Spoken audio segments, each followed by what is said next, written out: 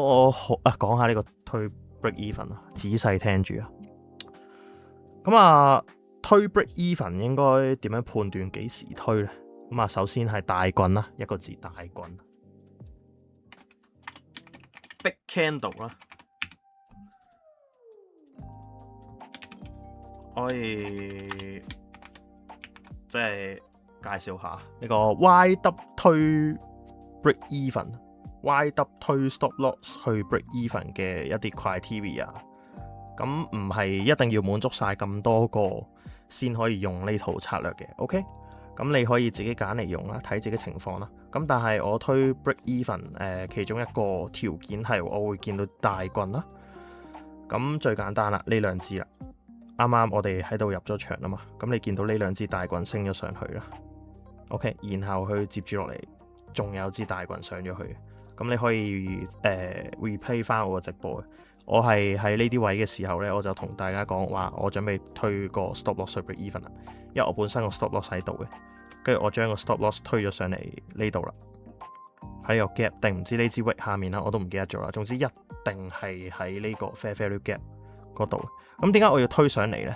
就係因為首先佢出咗一支大棍啦，第一個條件就係，然之後第二個條件就係 fair value gap 係咪 fair， 即係有冇用個 fair value gap。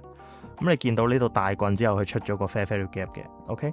咁你見到9:49呢支踩咗個 fair value gap 啊，然後繼續出多一支算大嘅棍上咗去喎。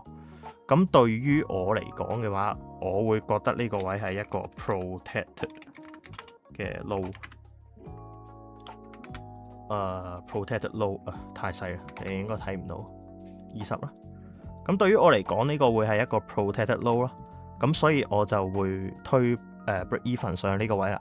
咁點解我會推 break even 去呢個位？你諗下 break even 係攞嚟保護你個倉位噶嘛？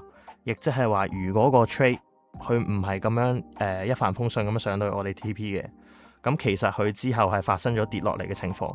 你諗下，如果個價格跌翻落嚟嘅時候，呢個 protected low 可唔可以發揮多一次佢嘅作用呢？我唔覺得。我推 break even 喺度嘅位就係，我覺得個價格如果穿咗或者掂到呢個位，佢就會繼續跌落去，所以我先推個 break even 喺度。即係我直播成日都講噶啦，我推完個 break even 之後，如果佢掂到個 break even 嘅話，就證明我錯咗。咁呢個 trade 計之後上翻去都冇繼續討論嘅價值。咁所以我係唔太 care 佢之後掂唔掂到嘅。我推完之後，咁呢個就係我一個推stop loss 去 break even 嘅少少心得啦。咁大家可以參考一下。